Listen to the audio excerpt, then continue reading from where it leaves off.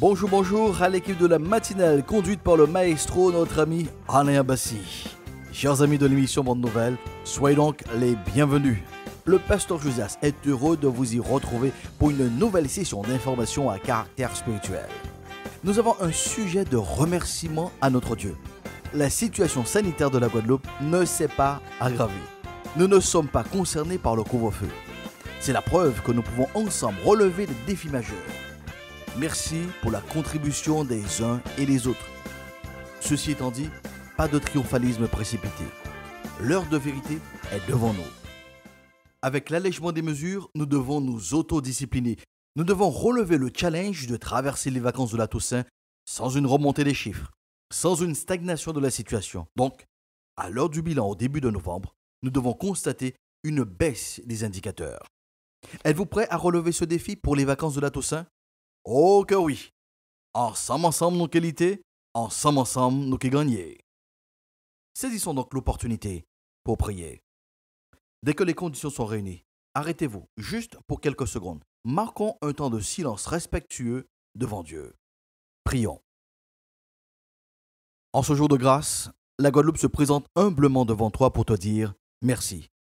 Après 15 jours de restrictions supplémentaires, les efforts des uns et des autres ont contribué à freiner la propagation du virus. Nos remerciements nous servent de tremplin pour nous encourager réciproquement à poursuivre cet effort collectif. Cette démarche d'appréciation n'est pas une culture de l'égoïsme. Nous prions ce matin pour les personnes affectées dans le département. Toi, le Dieu créateur, tu as la capacité de rebooster leur système pour une nette amélioration de leur santé, voire pour la guérison. Nous te demandons de renouveler les forces des équipes médicales mobilisées depuis plusieurs semaines. Ils sont humains, ils ont besoin de repos, ils ont besoin d'encouragement, ils ont besoin de valorisation. C'est pour cela que nous nous présentons devant toi, afin d'être collaborateurs avec toi, pour que nous participions de manière volontariste à ce repos dont ils ont besoin. Que nous prenions des initiatives pour les soutenir, pour exprimer notre gratitude. Oui, nous te prions pour que notre Guadeloupe sache transformer ses contraintes en opportunités. Nous prions pour les grandes métropoles de l'Hexagone qui se retrouvent dans une situation encore plus critique. La même grâce que nous t'avons demandée pour nos malades, nous te la réclamons pour les malades de l'Hexagone. Le même renouvellement, la même restauration que nous attendons de ta part pour le corps médical en Guadeloupe. C'est la même attente que nous avons pour les autres corps médicaux dans les 100 autres départements de France. Enfin, nous prions pour nos autorités, d'une part locales, le préfet, la directrice de l'ARS, les présidents de collectivités, les maires. Nous te demandons de leur accorder la sagesse que tu donnes sans faire de reproches. Il en est de même pour les autorités nationales. Ils sont sollicités de toutes parts. De même que tu as donné au roi Salomon de la sagesse, accorde aussi de la sagesse à notre président, au gouvernement, pour une bonne gestion de cette situation qui nous dépasse. Comme dit le psalmiste, la Guadeloupe, la France, lève les yeux vers le ciel. D'où nous viendra le secours? Le secours de la Guadeloupe, le secours de la France vient de l'Éternel qui a fait les cieux et la terre. C'est pour cela que nous t'invoquons et que nous collaborons avec toi. Merci d'entendre et d'agréer notre prière, non en vertu de nos mérites, mais à cause du Christ qui t'a satisfait. C'est en son nom que nous t'avons prié et pour ta seule gloire. Et la Guadeloupe dit Amen. Lors de notre dernière session, nous avons annoncé la bonne nouvelle du retour de Jésus. En ces temps d'incertitude et d'imprévus, seul le retour du Christ est un rendez-vous immuable dans l'agenda de l'humanité. Les signes précurseurs s'amplifient de plus en plus, la dégénérescence du caractère de l'homme devenant de plus en plus froid à l'amour. Toutes ces choses témoignent bien de l'imminence du retour de Christ. Dieu le Père avait annoncé la venue de son Fils, il l'a dit, il l'a accompli. Dieu le Fils a déclaré « Je reviendrai et je vous prendrai avec moi », il l'a dit, il l'accomplira. En parlant du retour de Jésus, certains disent « Nos aïeux, nos grands-parents, nos parents ont été et n'y sont plus ». Il n'en est rien de ce fameux retour. Dans cette session, nous laisserons l'apôtre Pierre, appelé aussi Saint-Pierre. Grâce à ses écrits, nous lui laisserons le soin de nous fournir quelques éléments d'appréciation sur ce sujet. Face à la longue attente de ce retour qui n'arrive pas, l'apôtre Pierre déclare en 2 Pierre 3, versets 1 à 8, ce qui suit. Voici déjà, bien-aimés, la seconde lettre que je vous écris. Dans l'une et dans l'autre, je cherche à éveiller par des avertissements votre saine intelligence, afin que vous vous souveniez des choses annoncées d'avance par les saints prophètes et du commandement du Seigneur et Sauveur. Enseigné par vos apôtres, sachant avant tout que dans les derniers jours, il viendra des moqueurs avec leurs railleries, marchant selon leur propre convoitise et disant: Où est la promesse de son avènement? Car depuis que les pères sont morts, tout demeure comme dès le commencement de la création. Ils veulent ignorer en effet que les cieux existèrent autrefois par la parole de Dieu, de même qu'une terre tirée de l'eau est formée au moyen de l'eau, et que par ces choses le monde d'alors périt, submergé par l'eau. Tandis que par la même parole, les cieux et la terre, d'à présent, sont gardés et réservés pour le feu, pour le jour du jugement et de la ruine des hommes impies. Mais il est une chose bien aimée que vous ne devez pas ignorer, c'est que devant le Seigneur, un jour est comme 1000 ans, et 1000 ans sont comme un jour. Dans tout ce flot d'informations, il y a une chose qu'il ne faut pas occulter. Devant Dieu, un jour est comme 1000 ans, et 1000 ans sont comme un jour.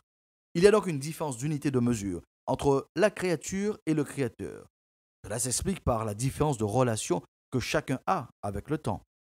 L'homme trouve son équilibre en étant dans le système du temps, début et fin, tandis que Dieu est en dehors du temps, alpha et oméga ou infini. C'est un des justificatifs de son nom éternel. De toute éternité, Dieu existe. Il est vrai que cette vérité force notre disque dur, notre cerveau. Notre logique scientifique folle le bug.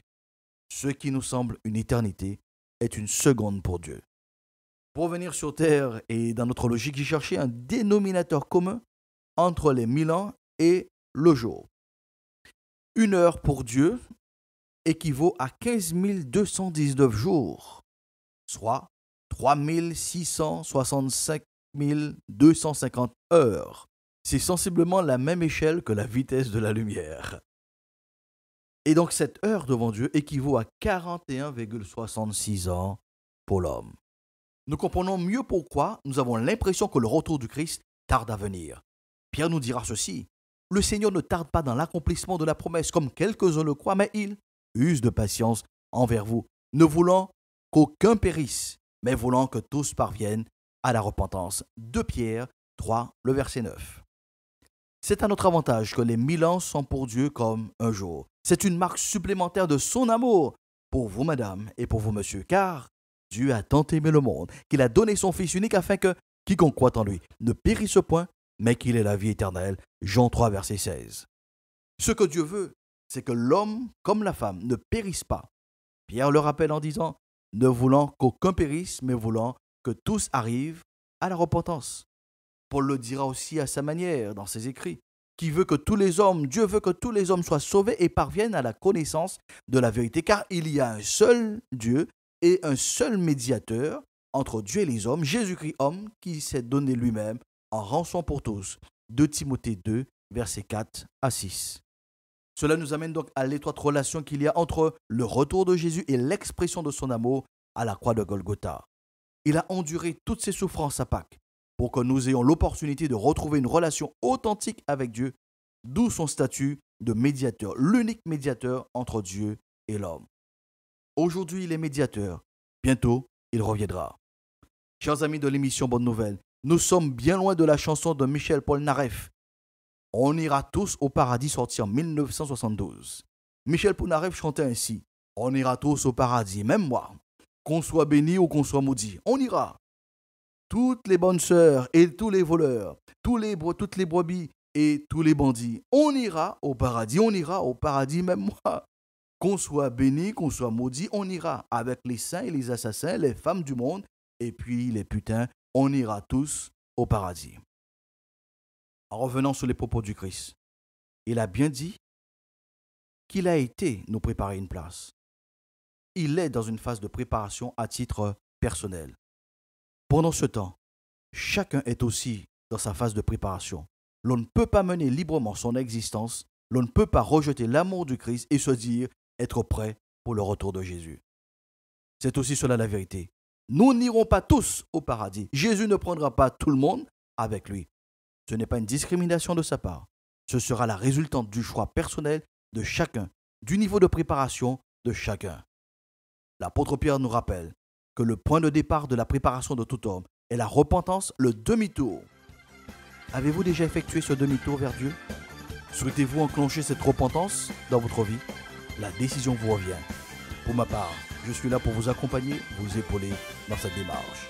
Je reste donc à votre écoute au 06 90 92 77 71. 06 90 92 77 71. Vous avez la possibilité d'écouter et de partager cette session à partir de la chaîne YouTube du Pasteur Josias. Oh, chers amis, plus que jamais, le meilleur est devant nous. C'est pour cela que le Pasteur Josias vous invite à proclamer avec lui: la paix de Dieu soit avec vous pour une meilleure saison.